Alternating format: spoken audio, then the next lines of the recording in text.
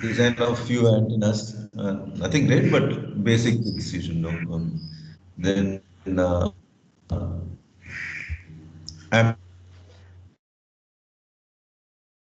amplifiers,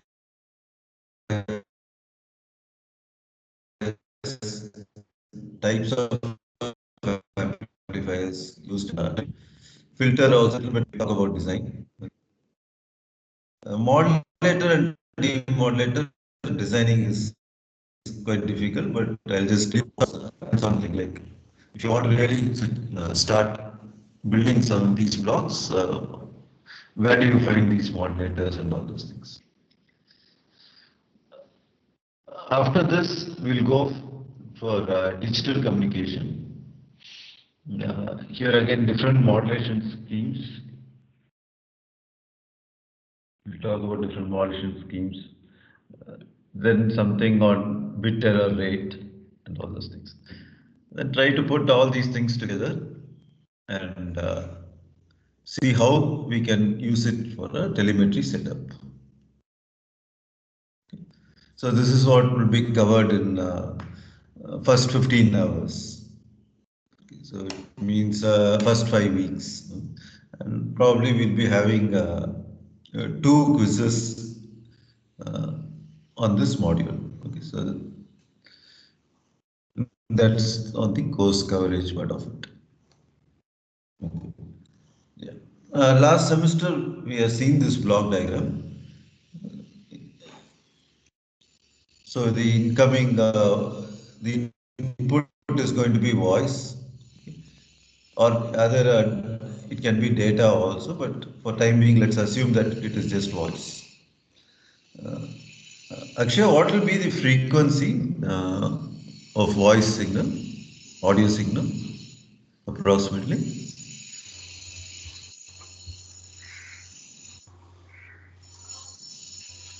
I'm sorry, I think I lost connection. Uh, yeah, anyone from the class? Uh, a normal So human 20 hertz being, to what will 20 be the kilohertz. max? Sorry? 20 hertz to 20 kilohertz. Yeah. Uh, he's telling 20 hertz to 20 kilohertz. This is the audible range. Okay. This is what your ears are sensitive. But when we speak, generally it is limited to 3 kilohertz, 3000 hertz. This is what comes as voice signal. Yeah. If you are playing music and all, it might go up to 20 kilohertz, but generally human voice is 3 kilohertz. Now, this is amplified and this was called as the baseband signal. This baseband signal was superimposed on a high frequency oscillator which was called as the carrier. This carrier can be tuned so that it is called as a local oscillator which can be tuned to your desired station. So if you are talking about FM 93.1 FM, it's actually 93.1 megahertz. So these LO will be tuned to that frequency. Over that, the voice will be modulated. And this second is the local oscillator. So it mixes both these two things and gives you the modulated carrier. And we'll assume that type of modulation in aviation is generally amplitude modulation. So it makes analysis slightly easier. Now this signal which is coming out of the modulator is going to be very weak. Maybe say zero point 0.5 watts is what is going to come at this stage. So you require the power to be increased. So if you have a gain of say 10, what will be the output power? Akshay? See, my input power is 0.5 watts, gain is 10. So what will be the power output at this point?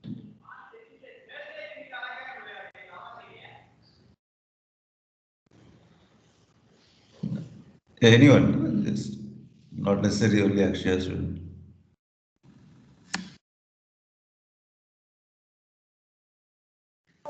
Are you hearing me? Yeah. Yeah, 5 watts. Just multiply this by this factor 10. So this is called the gain of the amplifier. 5 watts. Okay. And this 5 watts right now is going to be an electromagnetic wave. This electromagnetic wave, actually you can say that up to this it's some varying electrical signals, and once it goes out of the antenna it becomes a pure electromagnetic wave. So what goes out is a electromagnetic wave, or it is called radio waves. Shortly we'll see what is this electromagnetic wave. This is what we saw in the previous semester. So amplitude modulation is what we are worried about. So we are not worried about frequency modulation. So you have a baseband signal, very low frequency, up to 3 kilohertz, and that gets modulated, and the carrier gets modulated by this uh, voice signal, and you get a modulated wave, which is nothing but, see now if you extend this in time, up to this, the signal, the modulating signal was zero. So the carrier has some amplitude A. Now, when the modulating signal increased its amplitude, the carrier amplitude also increased. And then whenever it decreased, here it again decreased. Okay. So the instantaneous value of the carrier was uh, changed according to the uh, value of the modulating, the amplitude of the modulating signal. So you have a modulating signal and then the output is the modulated wave. Now this is going to be high frequency. This is really high frequency wave. And subsequently you increase the power levels. So just as a Uh, to give you a rough figure, let us say your audio is 3 kilohertz, the high frequency signal can be 3 megahertz. That is 3 into 10 power 6, whereas this is 3 into 10 power 3. Okay, that's the sort of increase in frequency we are talking about. Anyone in the class remembers why we should have a high frequency signal? We could have actually created a EM radio wave which is 3 kilohertz also. But why did we go for a high frequency modulated Sir, signal? to reduce the antenna size, sir. Yeah, good. So this antenna length is should be minimum of lambda by 10. So if you have a 3 kilohertz EM wave, you can imagine how big the antenna should be.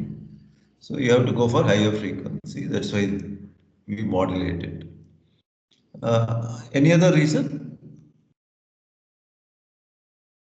Good. One is this antenna size. The second one. Also because many users will be using the same free space to uniquely transmit the data, sir.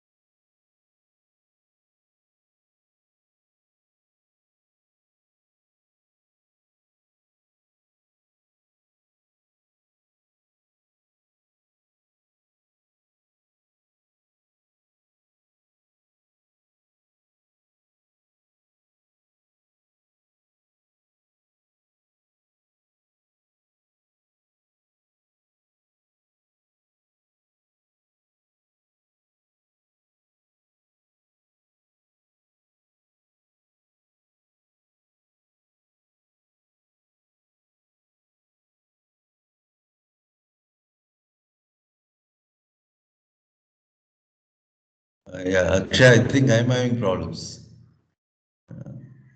Yes, sir. You I'm know? also facing from Okay. over here. It's right. Uh, can you see the PPT now? No. No, no, I can't.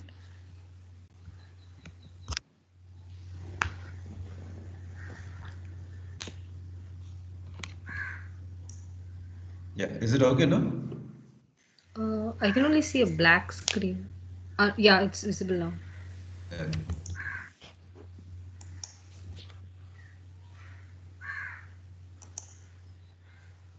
Okay. Sorry. Okay. So one reason was uh, you want the antenna size to be less. Okay. You want the antenna length to be less. Any other reason why we should modulate the voice?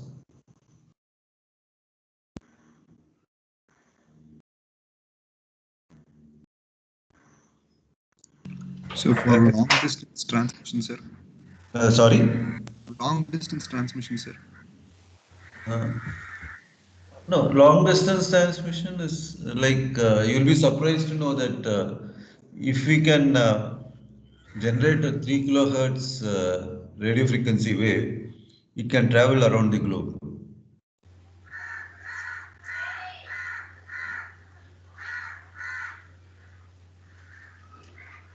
So is it gives more Now, this band? is, yeah, sorry, someone is So is it gives more bandwidth?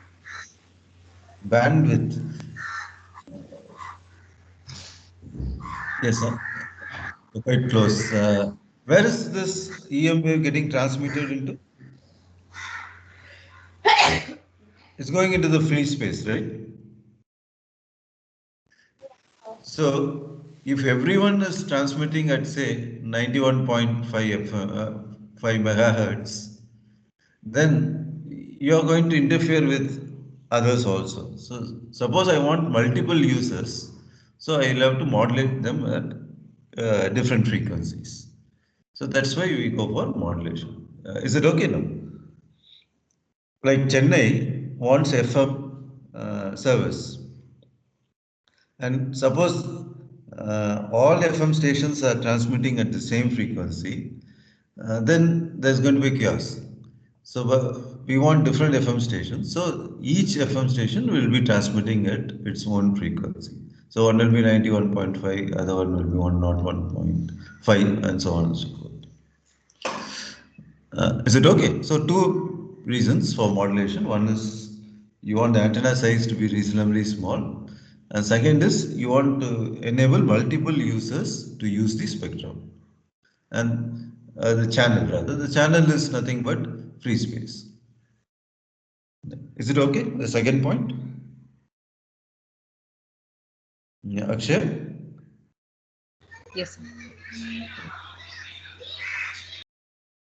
So in aviation, it's going to be amplitude modulation only. Okay. We hardly use this frequency modulation. Just for your knowledge sake, like here we are varying the carrier amplitude. Here, depending on the instantaneous value of the modulating signal, you'll be varying the frequency. So when this is at maximum, you will find that the frequency is highest. Whereas when it is at the minimum, you will find the frequency to be the least. Okay. So the carrier's frequency can also be changed or the amplitude also can be changed. But generally we will worry only about amplitude.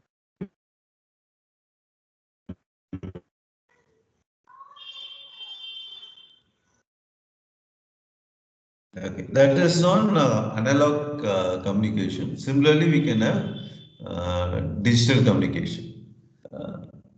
Now, whatever be, whether it's analog or digital, the stage input to the transmitter is going to be a voice signal, voice or of that frequency only. Okay. So it is limited to 3 kilohertz. So you can't directly transmit a digital signal Because if you look at it, a square wave from your Fourier transform has infinite bandwidth. Right? That's how you, the sum of many sine waves is what makes a square wave. So you definitely can't use a square wave to transmit, uh, use it as an input to the transmitter. So you have to do one step conversion. So whenever there is a mark is logic 1, you transmit some audio, hmm, and whenever there is 0 or space, you don't transmit anything. Of course, this is slightly a different form of modulation, but you can assume it to be something like this.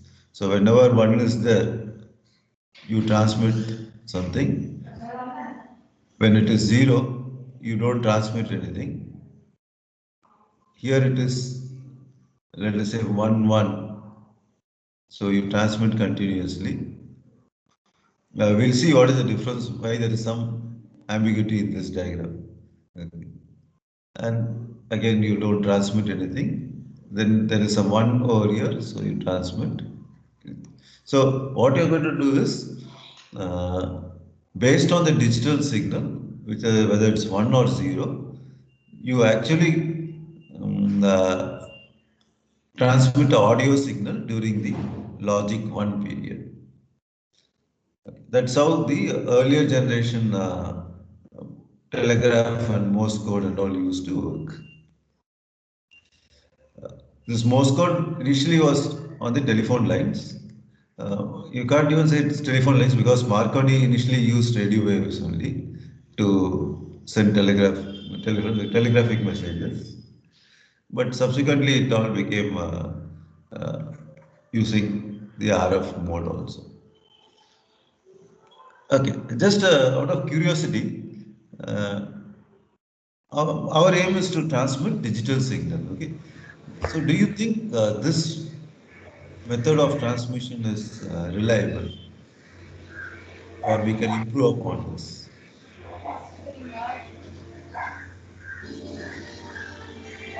I'll just repeat the question. Like,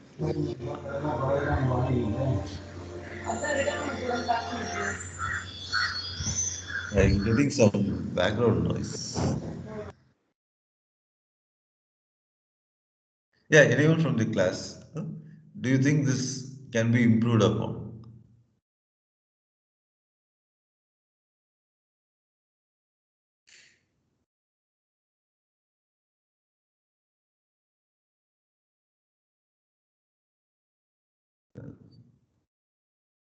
Sanjay?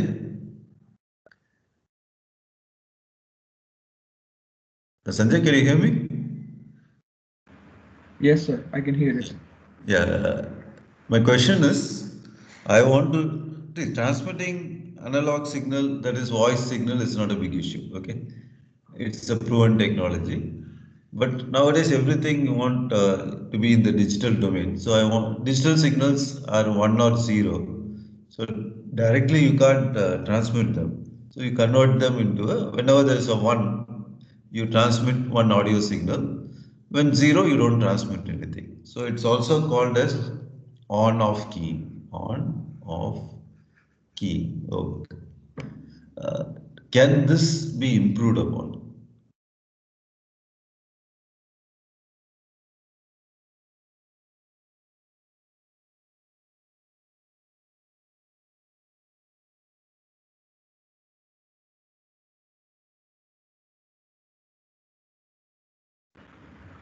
By using quantization, sir.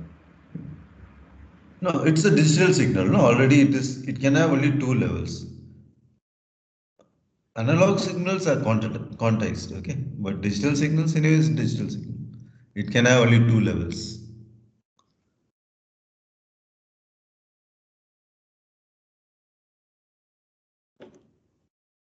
Okay, I think I'll draw it again. That shouldn't be. So my incoming signal is like this. This is the digital signal I want to transmit. It's in time.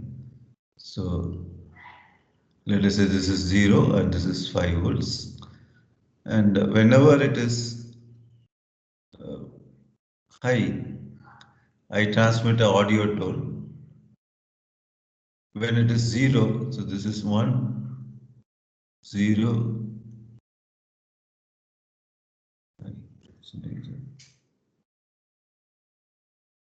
1. Okay. Whenever there's a 1, there's an audio tone. And this audio tone is acceptable to any transmitter. My question is, can I improve upon this? Or do you think there is a disadvantage in this scheme?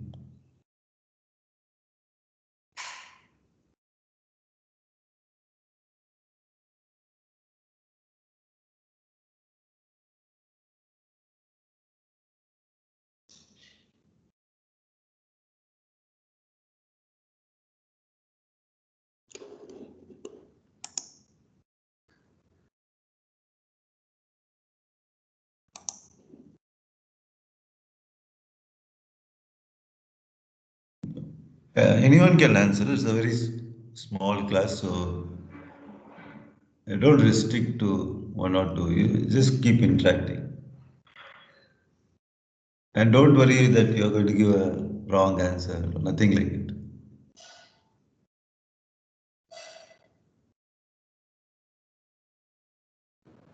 Sir, decoding is time consuming. No, that anyway is a problem with digital communication. You require a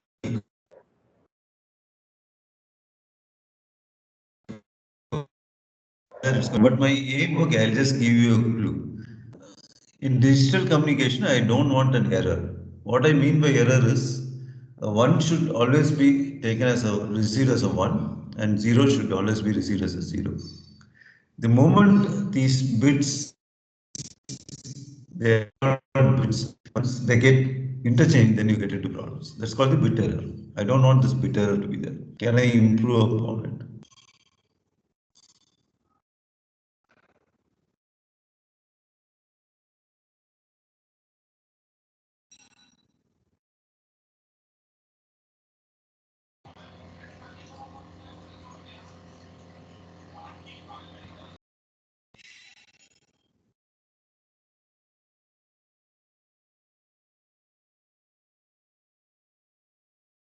Okay, I'll give you a very simple example. In your exams, suppose I am giving not online exam, okay? I'm talking about normal exams. When you, uh, assuming I have given true or false type of questions, and you want to help your friend. So when the answer is true, you want positive true to be received by you, and when it is false, you want positive false to be received. How will you do it?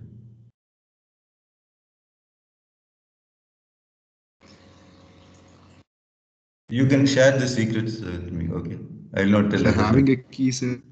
Having a key, sir. Key. No, key and So all is with on the higher side. Okay, let's keep it simple right now. With your pen, you want to signal whether the answer is true or false. How will you do it? Sir, with hands, one for true, two for false. Yeah, good. One finger is true and two fingers is false. Huh? Yes, Okay, sir. now is that what you want to say? Yes, sir. So both mutually you both agree upon that this is going to be my coding scheme. Okay, now can you give a similar explanation for this? What I have drawn and I want to improve upon. You're very close now to the answer. So send in different signals for 1, send in different signals for 0. Good, good, very good. So what do you mean by signals? I think it was Sandita, right? Yes, sir. Yeah. Um,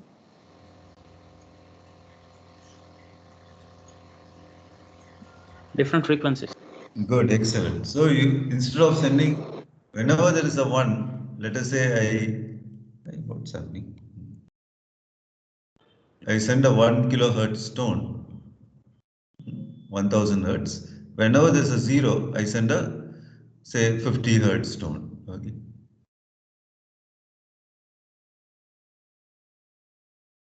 I'm just giving some numbers, so you don't get worried about these numbers.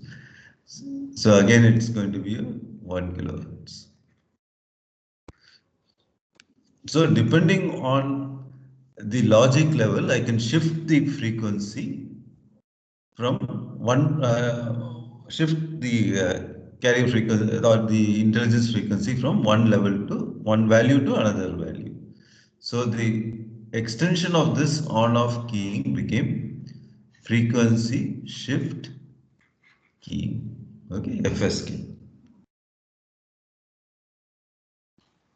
So on-off keying is hardly used nowadays except for this garage, remote garage openers and all the small stuff.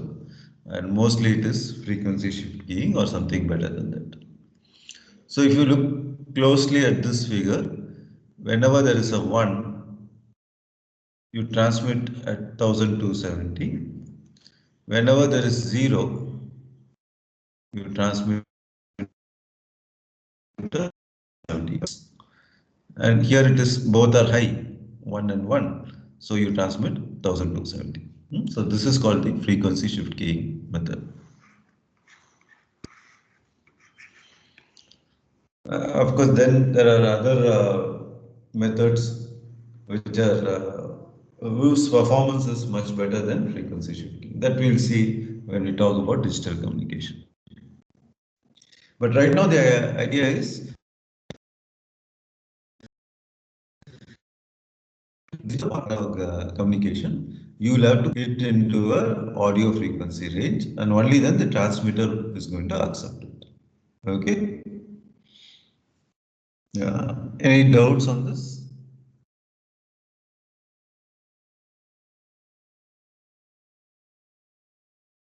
Is the concept clear? Why FSK?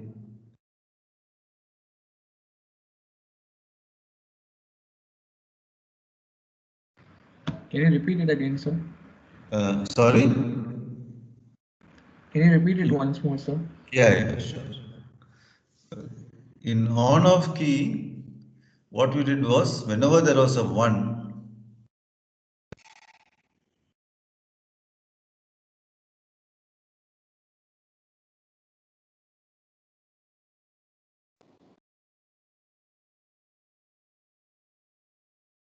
first of all, the digital signal is a two-valued signal, 0 or some value. Let's say 5 volts. So it's not like analog signal which can take any value between 0 and 5 volts.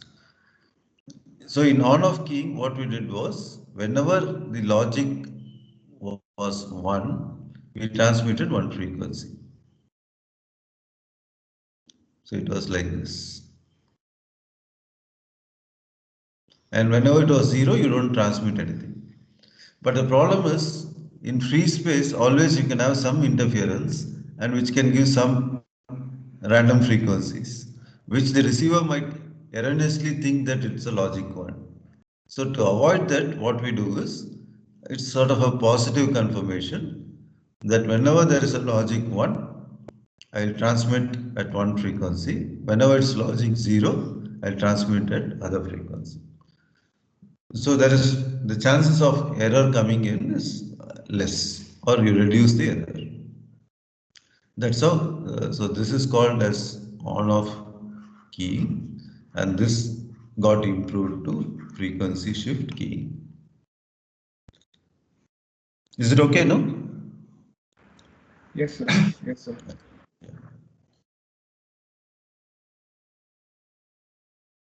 Then we also talked about dual conversion super heterodyne receiver. Heterodyning is nothing but change in frequency. Change in frequency is called heterodyning.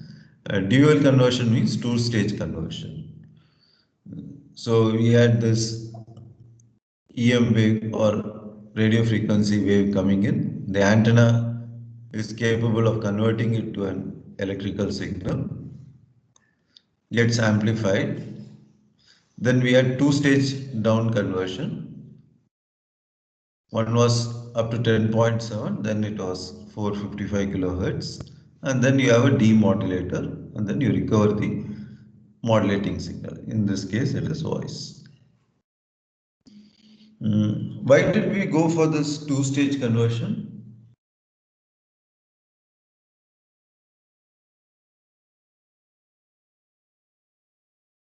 If you can recollect from your previous class.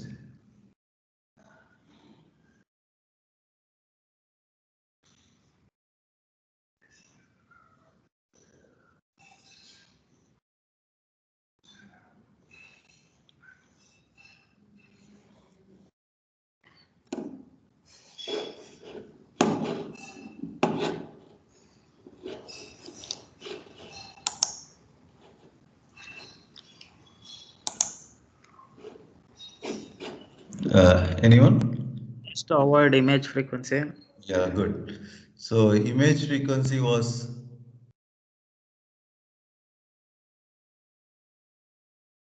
if image was the what was it incoming signal plus 2 times the intermediate. So if I have a filter, the more the IF, the better will be the.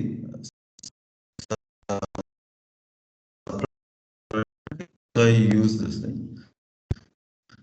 0.7 security was pretty bad. We went for one more down conversion, and the standard is 455 kilohertz. So all radio electronic receivers, communication receivers are going to have these two intermediate frequencies. Okay. Now, what we are interested is what is the nature of this wave which is coming in? What comes into the antenna?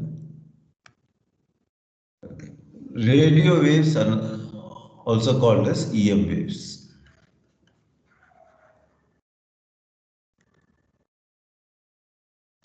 So, what do you mean by electromagnetic waves? One is this, you have an antenna. Okay, let's just try to figure out this. It's a three-dimensional thing, representation of the whole thing. Uh, you have the electrical vector. Let us assume it's in this direction. Okay, I'll draw it think better. If you have the electrical vector in this direction, it is electromagnetic, right? So you have a magnetic vector this direction. The cross product of this is going to be in this direction. So this, the direction of the propagation of this radio wave becomes orthogonal to these two vectors, the electrical vector and the magnetic vector. So that's how the EM wave is generated. Now, to understand what's actually happening is from the antenna, you have an electric field. Okay. Now, you just try to recollect what you did in your plus two physics lab. When you have a current conducting, a conductor which is having some current in it, they used to keep one paper and then use try to put some iron particles, okay, and then you pass a current through it. Then you will find the whole thing getting aligned, and that's because of the current carrying conductor will result in a magnetic field. This is what you have seen in your plus two physics. Similarly, a changing magnetic field will result in a current being generated. Uh, it's happening every day. All generators are nothing but the magnetic field gets altered. That results in generation of current. So same thing happens in propagation of radio waves or electromagnetic waves. Initially, electric field comes out of the antenna, so it's a time varying quantity. A time varying electrical field will result in a time varying magnetic field. The magnetic field, in turn, because it's time varying, will result in a time varying current. So this it becomes a sort of a self sustaining mechanism. One results in the other, and the other one takes over. So it goes in this sequence: electric field, to a magnetic field to electric field, and so on and so forth. And after some time, naturally, it has to get attenuated due to it's after all passing through some medium. Okay, so it has to get attenuated. Attenuation because on a foggy night, you just use your torch. After some time, the light beam's intensity goes down, right? Similarly, the radio waves also behave the same way. After some time, because of different reasons, they also get attenuated. So that's how the electromagnetic wave gets generated. This complete thing was actually described by something called as Maxwell equations. This is the foundation for all electrical engineering, okay, the Maxwell equations. And surprisingly, what you people can't believe is even the Navier-Stokes equation was a fallout of Maxwell. Maxwell was the first person who actually got into this partial differential equations. Okay. So that's how the EM waves are there, and commercially, what they do is or internationally, they have segregated these EM waves into different bands. All our radio stations are somewhere in this medium frequency, high frequency, 91.9 FM, right? So it's VHF. So your FMs will be somewhere in this region. But if you look at your satellite dish antennas, what you're using in your house, they all operate in this KU band. So the wavelength is this is your set-top box. So if you look at the wavelength, it's hardly what 2.4 means 2 centimeters, to 16 centimeters at the most. That's why the set-top box size is the diameter is very low. Whereas the FM antenna, what you are having in the car, is quite big, okay, quite lengthy. The reason being the frequency at which they are operating, or the uh, wavelength, indirectly the wavelength. Higher the wavelength, shorter the wavelength, shorter is going to be the antenna size. Because we again go back to that approximation, it should be at least lambda by 10. And ideally, this length of the antenna should be lambda by 2. So lambda by 2 is the ideal antenna, whereas worst cases you go for lambda by 10. I think I'll stop with this.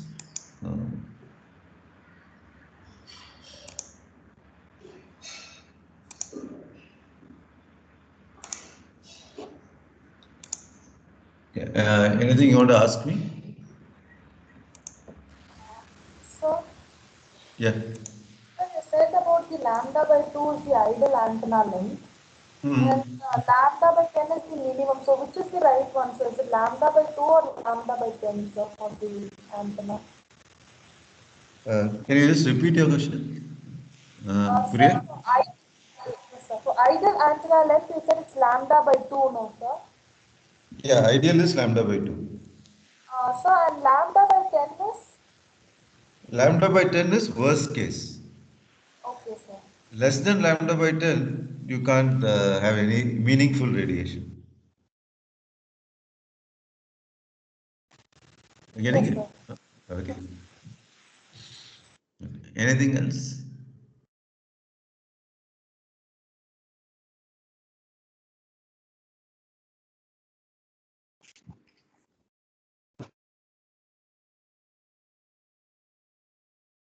Okay, then I think it's already 2:40. So I think tomorrow we got a class. We'll meet tomorrow. Same time, 2 o'clock. Okay, then. See you. Bye. Thanks. Thank you, sir. Thank you, sir. Thank you, sir.